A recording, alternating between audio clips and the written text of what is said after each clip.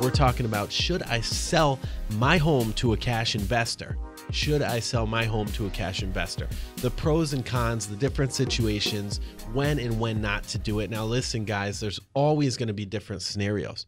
There's millions and millions of scenarios, okay? So I don't think you should move forward with anything until you speak with a real estate professional, okay? That being myself or somebody else that you can trust, okay? So this is how it works in any given situation. You call us in.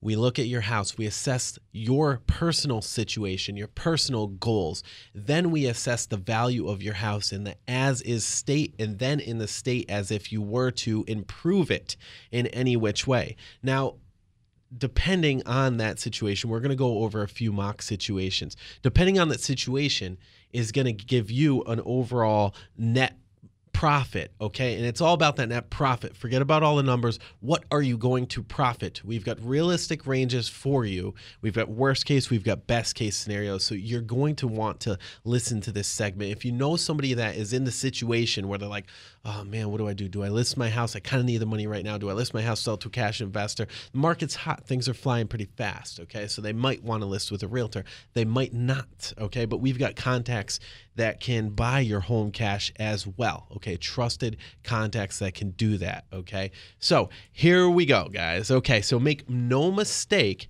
we're currently experiencing a seller's market in Rhode Island. And as you know, and as you hear weekly here or on other shows or on the news, et cetera, we are in a seller's market where homes are selling in Rhode Island under 70 days on average and pretty close to list price, about 95% or so of list price, original list price. Okay, so that's pretty good. And mortgage rates are, of course, at a very affordable rate. Okay, and we're back down to lows that we haven't seen for 3 years. Okay, crazy. Don't quote me on that because those rates can switch at any time, guys.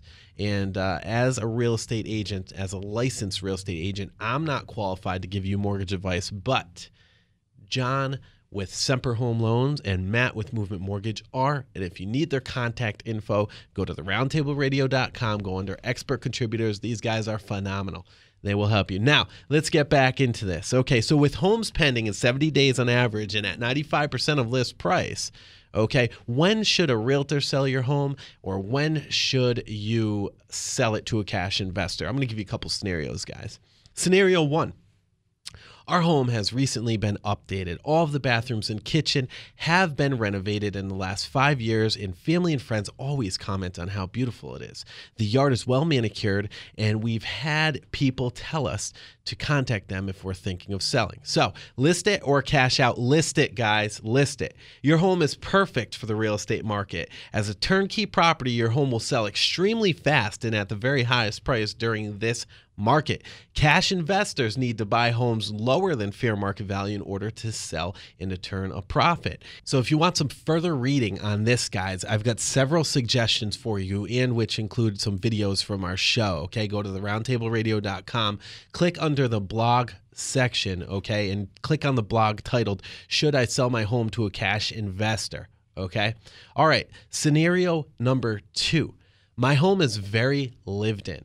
It's been a great place to raise a family, but the kitchen is original to the home, the bathroom as well. The home has carpets throughout. Along the way, some work has been done, such as a new furnace about 3 years ago, newer roof 10 years back, and some other items to keep up with the structural and mechanical integrity of the home. Okay, guys, list it or cash out. Cash out. In this circumstance, you may want to cash out, guys. Renovations such as a kitchen or bathrooms can cost you a ton. Never mind ripping out those old carpets. Sometimes you have hardwoods under those floors.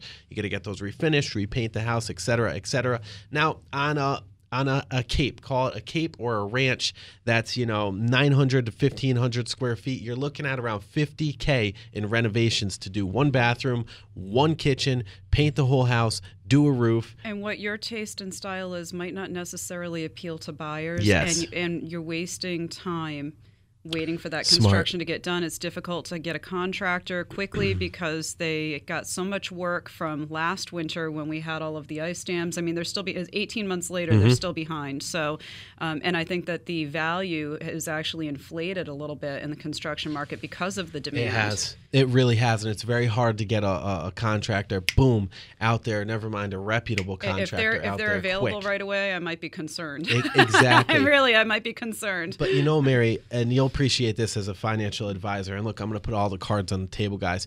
It doesn't always make sense. Like in this situation, why should you cash out? Well, look, for a property of $150K, right? You may be able to get close to $200K if you put that 50 to 55K, but you're not getting any return on that. And if you're taking that money out of the market right now, and we're in a bad market, you're losing more money on it, and it's just not worth it. And if you put in carpet, somebody might want hardwood floors. That's wasted money, so don't bother. Back to my point, where if you're selling a $150,000 property that needs about $50,000 worth of work, now that'll get you to that $200,000, but you're not getting a return on investment unless you have friends that are contractors, electricians, licensed people, and that you can get materials at a discounted rate. Okay, if you turn that 50 into 30 and you can earn an extra 10, 15, 20 grand, do it. If not, you're better off selling it to a cash investor, because here's the deal. When you list it with a real estate agent, okay,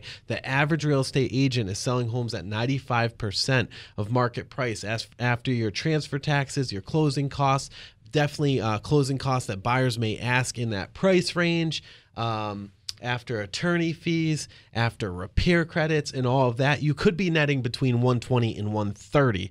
Okay, a cash investor could go in right away and buy that property between 100 and 120 and free you from the overhead of mortgage, from all that pain. Who knows? You might get a little less with a cash investor. You might get a little more. It depends on the situation. You got to really pick it apart. So you have another situation. What's the next one? I do have another situation. Scenario number 3. Okay, I'm very handy and have a lot of connections to discounted materials, to labor, et cetera, et cetera. You guys know where this is going. List it, okay? But first, fix it. Get these people out there, fix it.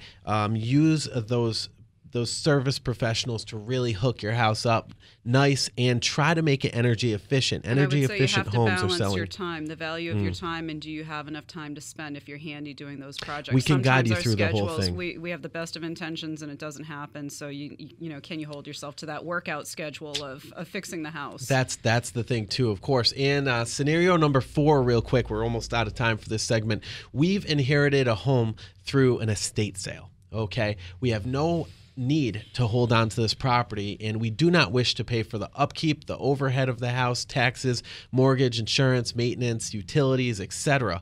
So the property has some strong points, like it's structurally sound, etc., but needs a ton of updating or even minor updating. Should we list it or should we cash out with a cash investor? Well, it's simple. If it needs quite a bit of updating, okay, but it's still structurally sound, you might want to talk with an investor to cash out, because again, it's like that first the first situation that we spoke about. You might actually net and I want to speak to the trustees, the executors, executrixes, that are burdened with having to make this decision when there's more than one person, in an estate, in line for an inheritance. Cash out. What is the fast? If people cannot come forward with the holding costs of that property to sit there and go through the emotional stages of it, it's costing you money by the day. Cash out. It is.